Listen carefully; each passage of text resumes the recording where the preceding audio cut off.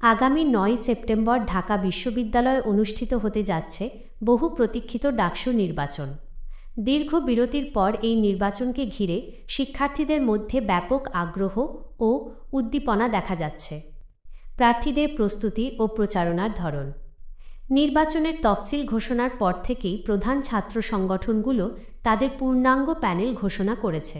ক্ষমতাসীন ছাত্র সংগঠন বাংলাদেশ ছাত্রলীগ, প্রধান বিরোধী ছাত্র সংগঠন ছাত্রদল এবং বিভিন্ন বামপন্থী ও স্বতন্ত্র জোটের প্রার্থীরা এখন পুরোদমে প্রচারণা চালাচ্ছেন। প্রচারণার ধরন। প্রার্থীরা বিভিন্ন হলগুলোতে গিয়ে শিক্ষার্থীদের সঙ্গে সরাসরি কথা বলছেন, ভোট চাইছেন এবং লিফলেট বিতরণ করছেন। একই সঙ্গে সামাজিক যোগাযোগ মাধ্যমগুলোতেও চলছে ব্যাপক প্রচারণা। প্রার্থীরা নিজেদের স্লোগান, প্রতিশ্রুতি এবং নির্বাচনের ইশতেহার নিয়ে নিয়মিত পোস্ট করছেন। আলোচনা সভা। প্রার্থীরা ছোট ছোট গ্রুপ আলোচনা ও বড় সভাগুলোতে অংশ নিচ্ছেন, যেখানে তারা শিক্ষার্থীদের বিভিন্ন প্রশ্নের উত্তর দিচ্ছেন এবং তাদের ভবিষ্যৎ পরিকল্পনা তুলে ধরছেন। প্রধান ইস্যু ও প্রার্থীদের প্রতিশ্রুতি। সকল প্রার্থীর প্রচারণার কেন্দ্রে রয়েছে শিক্ষার্থীদের অধিকার ও কল্যাণ সম্পর্কিত কিছু মূল বিষয়।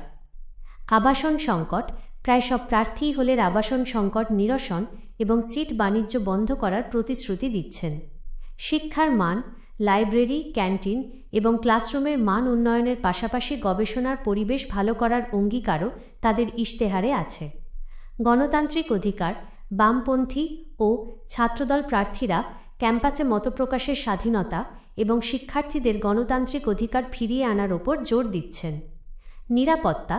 ছাত্রী হলের নিরাপত্তা ও ক্যাম্পাসের সার্বিক নিরাপত্তা নিশ্চিত করার বিষয়টিও প্রার্থীদের গুরুত্বপূর্ণ এজেন্ডা। শিক্ষার্থী ও প্রশাসনের ভাবনা।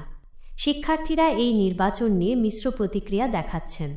অনেকে আশাবাদী যে ডাকসু তাদের অধিকার সুরক্ষায় কার্যকর ভূমিকা রাখবে, আবার অনেকে অতীতে ঘটে যাওয়া বিভিন্ন ঘটনা নিয়ে সংশয়ে আছেন। অন্যদিকে বিশ্ববিদ্যালয় প্রশাসন একটি সুষ্ঠু ও নিরপেক্ষ নির্বাচন নিশ্চিত করার জন্য কঠোর নিরাপত্তা ব্যবস্থা গ্রহণ করেছে। নির্বাচনের আগে যাতে কোনো অপ্রীতিকর ঘটনা না ঘটে সেদিকে তারা বিশেষভাবে নজর রাখছেন।